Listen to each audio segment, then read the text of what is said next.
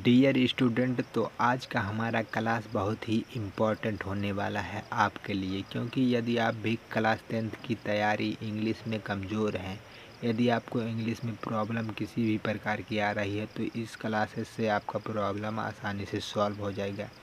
क्योंकि इंग्लिश में सभी लोगों की यह प्रॉब्लम सबसे बड़ी आती है कि उन्हें इंग्लिश समझ में कम आता है, वह हिंदी में ट्रांसलेट नहीं कर पाते हैं। तो इस क्लासेस में यानी कि हमारा जो क्लास इंग्लिश का यहाँ पर चल रहा है, हम आपको एक एक पॉइंट में हिंदी में समझाते हुए चलते हैं और आपको हर पॉइंट क्लियर हो जाएगा। हिंदी और इंग्लिश दोनों लैंग्वेज को आसानी से समझाते हुए चलते हैं। तो यहाँ पर देखिए हमारा प्रोज सेक्शन का जो कि द गंगा चैप्टर लेसन 3 है, आपके लेखक पंडित जवाहरलाल नेहरू जी हैं। तो यहाँ पर हमारा आज का चौथा क्लास आज का देखिए यहाँ पर चल रहा है। पार्ट 4 यहाँ पर हमारा क्लास चल रहा है और इससे पहले हमने 3 क्लास को ले चुके हैं। यदि आपने क्लास को नहीं देखा है तो जाइए वह भी क्लास देखिए, जिससे कि आपको कोई भी प्रकार की प्रॉब्लम को आप फेस ना करना पड़े। तो इस प्रकार से देखिए यहाँ पर हिंदी में अनुवाद के साथ साथ हम यहाँ पर आपको पैसेज फॉर कंप्रीहेंशन को भी यहाँ पर समझाएंगे, जो कि आपके पेपर में 6 नंबरों का आता है।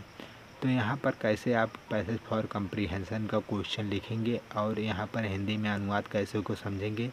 चलिए तो हम क्लास में आगे सभी एक एक पॉइंट को आपको समझाते हैं और आप अच्छे से समझिएगा। इसमें आपको तो यहाँ पर देखिए आपके पेपर में कुछ इस प्रकार से पैसेज दिया जाएगा, जिसमें आपको यहाँ से पैसेज दिया जाएगा। आपको पैसेज को पढ़कर और इसका यहाँ पर क्वेश्चन नीचे आपको दिया रहेगा।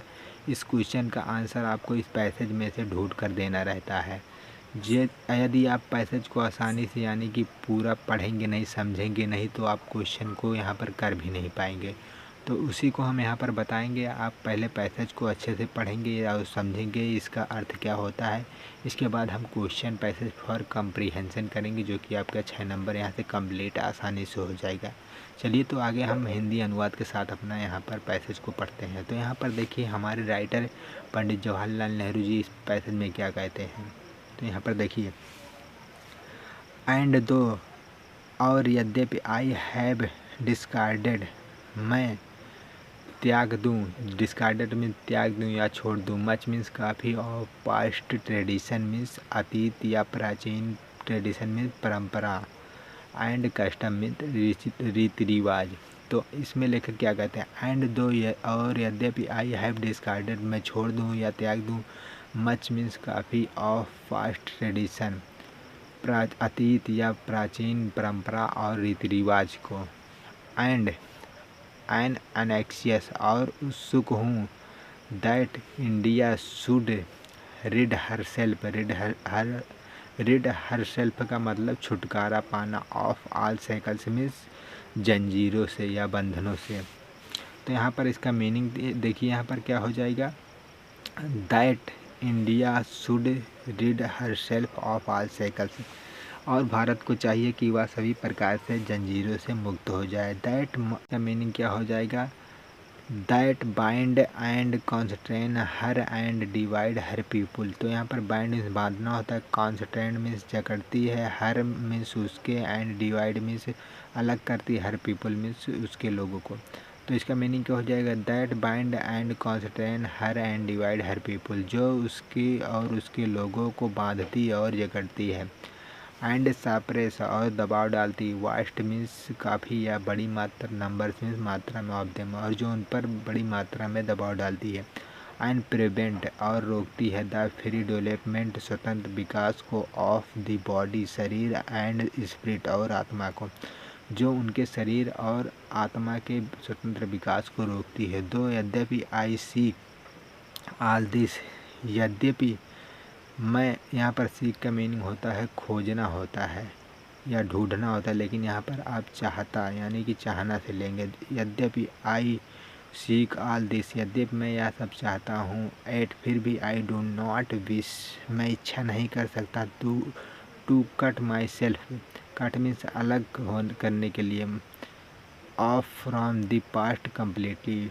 अतीत से पूर्ण रूप से। यद्यपि मैं चाहता हूँ फिर भी मैं अपने आप को अतीत से पूर्ण रूप से अलग नहीं कर सकता।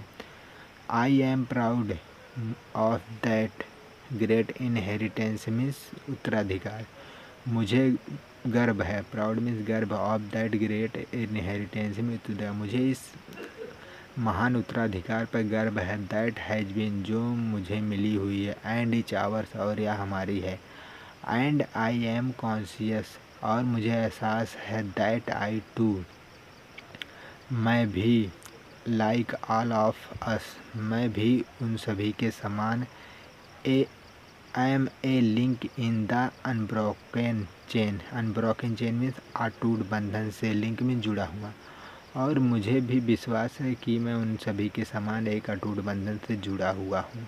इसका मीनिंग आपका हो जाएगा। इसके बाद यहाँ पर व्हिच गोज बैक जो हमें वापस करती है, to the dawn of history इतिहास में,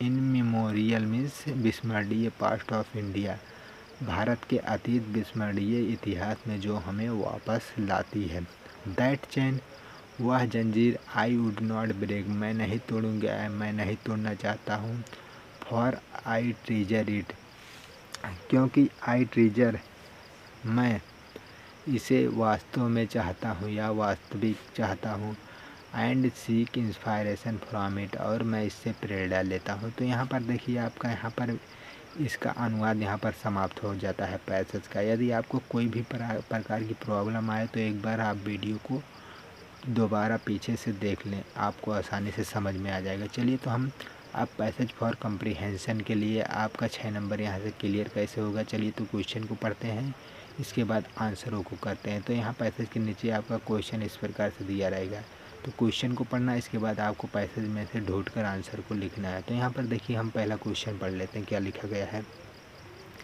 right the name of the lesson from which the above passage has been taken, who is the author of this lesson. तो यहाँ पर देखिए उस पाठ का नाम लिखिए जिससे उपर्युक्त गद्यांश लिया गया है, इस पाठ के लेखक कौन है। तो यहाँ पर देखिए आपको राइटर का नाम यानी लेसन का नाम दोनों आपको पता रहना चाहिए, तभी आप यहाँ से इस क्वेश्चन का आंसर लिख सकते हैं, क्योंकि आपको यदि नहीं पता रहेगा तो यहाँ से आप आंसर लिख ही नहीं सकते। तो इसलिए हम कहते हैं कि पैसेज को अच्छे से पढ़ें और आपको यह भी पता रहना चाहिए किस पैसेज से या पैसेज किस लेसन से और इसके राइटर कौन है, तो इसका आंसर आप आसानी से दे देंगे। तो यहाँ पर देखिए आपका अगला क्वेश्चन क्या है, what does the author want India to get rid herself of, लेखक भारत का पीछा किससे छुड़ाना चाहता था। तो यहाँ पर आपका दूसरा क्वेश्चन हो गया। इसके बाद यहाँ पर तीसरा क्वेश्चन क्या है, why does the author not wish to cut himself off the past completely, लेखक स्वयं को भूतकाल से पूरी तरह अलग क्यों नहीं करना चाहता था। तो यहाँ पर आपका तीसरा क्वेश्चन। अब चौथा क्वेश्चन देख लेते हैं, what is the conscious of and what does he mean by unbroken chain, who link he himself is, वे अटूट कड़ी जिसकी कड़ी वे स्वयं है के प्रति साझा क्यों है और इससे लेखक क्या आशय है। तो यहाँ पर देखिए आपका चौथा भी क्वेश्चन है। इसके बाद यहाँ पर लास्ट क्वेश्चन देखते हैं, इसके बाद हम आंसर को देखेंगे और आप पेपर में कैसे लिखेंगे हम एक एक पॉइंट में आंसर को आप बताएंगे। तो यहाँ पर देखिए, point out those two words in passage which have the following meanings, गद्यांश से उन दो शब्दों को छाटिए जिनके अर्थ निम्नलिखित हैं। तो यहाँ पर देखिए फीटर्स में जंजीर होता है या कड़ी।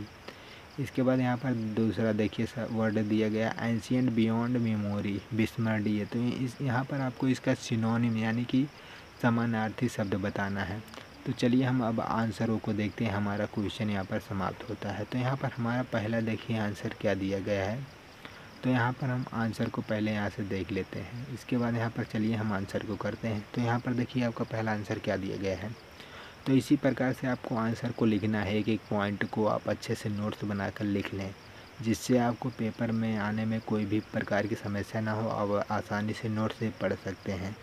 तो यहाँ पर देखिए क्या आंसर लिखेंगे। पहला देखिए, the name of the lesson is the Ganga and the author is Pandit Jawaharlal Nehru. पाठ का नाम द गंगा है और इसके लेखक पंडित जवाहरलाल नेहरू जी हैं। तो इस प्रकार से आप लिखेंगे। यहाँ पर आपको एक क्वेश्चन का यहाँ पर क्वेश्चन के आंसर का 2 नंबर यहाँ पर पक्का हो जाएगा। इसके बाद दूसरा देखिए यहाँ पर आपका क्या दिया गया है, the author want India to get rid herself of all shackles that bind and constrain her and divide her people। लेखक भारत का पीछा उन जंजीरों से छुड़ाना चाहता था जो उसे बांधे हुए तथा सीमित किए हुए हैं और उसके लोगों को बांटती हैं। तो इस प्रकार से यहाँ पर आप आंसर को लिखेंगे। इसके बाद हम आगे नेक्स्ट आंसर देखते हैं। The author does not wish to cut himself off the past completely. लेखक स्वयं को भूतकाल से पूरी तरह अलग नहीं करना चाहता था, बिकॉज क्योंकि he is proud of that great inheritance, क्योंकि उसे महान विरासत में गर्व है। इसके बाद यहाँ पर अगला आंसर देख लेते हैं। He is conscious of the great inheritance, वे महान विरासत के प्रति सजग हैं। तो यहाँ पर आपका देखिए चौथा क्वेश्चन का आंसर हो चुका। इसके बाद यहाँ पर हम लास्ट क्वेश्चन का आंसर कर लेते हैं, जो कि आपको सिनोनिम्स शब्दों का बताना था। तो यहाँ पर देखिए फीटर मीन्स जंजीर या कड़ी होता है, यहाँ पर चेन भी जंजीर या कड़ी हो जाएगा। इसके बाद यहाँ पर देखिए एंशियंट बियॉन्ड मेमोरी का यहाँ पर इमेमोरियल हो जाएगा, जो कि विस्मरणीय होता है। तो इस प्रकार से देखिए हमारा आज का क्लास यहीं पर एंड होता है, जो कि आपका द गंगा चैप्टर आज पर यहाँ पर समाप्त होता है। यह हमारा चौथा क्लास है। इसके पहले हमने 3 क्लास ले चुके हैं। यदि आपने क्लास को नहीं देखा तो वह भी क्लास देखिए। इसके बाद यहाँ पर यह भी क्लास देखिए। इसके बाद आपका यहाँ पर 6 नंबर फिक्स हो जाएगा, क्योंकि पैसेज फॉर कंप्रीहेंशन बहुत ही सिंपल यहाँ पर क्वेश्चन आंसर लिखना रहता है, आपको पैसेज में से ढूंढ कर लिखना रहता है। तो इस प्रकार से आपको यदि किसी भी प्रकार की प्रॉब्लम आए तो आप कमेंट बॉक्स में बताएं, उसका हम नेक्स्ट क्लास में सॉल्व करा देंगे। तो आज का यह चैप्टर का लेसन हमारा तीसरा समाप्त होता है। अगले क्लास में हम मिलते हैं आपके न्यू चैप्टर के साथ। तो चलिए न्यू लेसन के साथ हम मिलते हैं नेक्स्ट क्लास में। आज का क्लास यहीं पर एंड करते हैं।